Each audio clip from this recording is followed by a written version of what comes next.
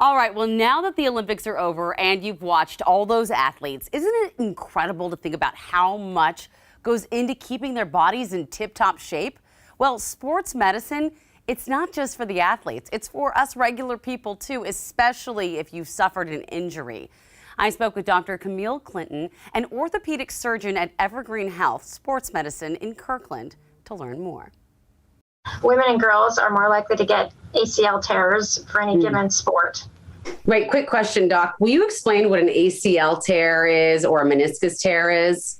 Yeah, so the ACL there's 4 ligaments that help stabilize the knee. The ACL is one of the ligaments in the middle of the knee. It's also called the anterior cruciate ligament, and it prevents the tibia or the leg bone from moving forward too far, and it also helps with rotational stability of the knee. And the meniscus are cartilage pads in the knee, so they help with distributing load and kind of shock absorption, as well as stability in the knee. As women age, there's some specific types of meniscus tears that women are more likely to get, meniscus root tears. Women are more actually likely to get arthritis in their knees.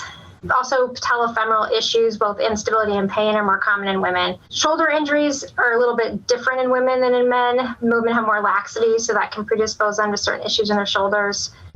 And then things like stress fractures are more common in women. See, and what's so crazy to me is that I have so many female friends. They've all had shoulder problems after doing something too aggressive, like maybe a sport or even moving. Why are these injuries more common in women than anyone else? Well, women have underlying more laxity than men in general. And so the joints move a little bit more, which can put more stress on joints. Women, also the bony structure is different in women than in men. That's more relevant for the knees even than the shoulders.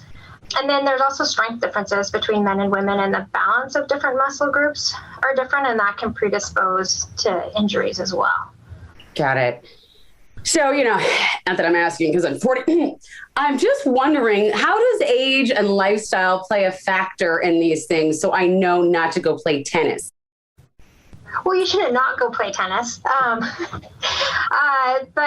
I think that what's important is that as we all age, and to continue to work on the basic things, we need to work a little bit more some of the basic strengthening exercises than we did when we were teenagers. We need to warm up, and also stretching. Even though women in general are more lax, everyone gets tighter as they age. And so stretching is another way to prevent those injuries. That's a really good idea. It's true. It's funny how quickly you get those side aches now. Are these injuries preventable? I mean, yes and no. We're never going to probably make the world injury free. That would be great. So in women specifically, the most research is around ACL injuries. And there's excellent research that ACL injuries are preventable. And there are factors that we can't control that predispose females to getting ACL injuries. We can't control the fact that our pelvises tend to be wider, or that we have different hormones than men do, or those type of factors. But the muscle balance in women is different. So women tend to be more quadricep dominant than men. And so the hamstrings aren't as strong, and hamstring strength is protective, specifically for knee injuries. Also, women tend to do things differently. So, and again, this is most studied in knees by far.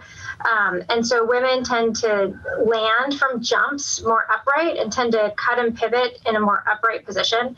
And so those are factors that we can address. So we can work on hamstring strengthening, and there's good exercise programs that work on kind of plyometrics and core strength, and doing cutting, pivoting, jumping, jump landing in better positions. And those have been proven to decrease the risk of ACL injuries. Interesting. That is valuable information. Thank you for sharing that. If we don't, though, do that prep work and we do end up getting an injury, what do we do?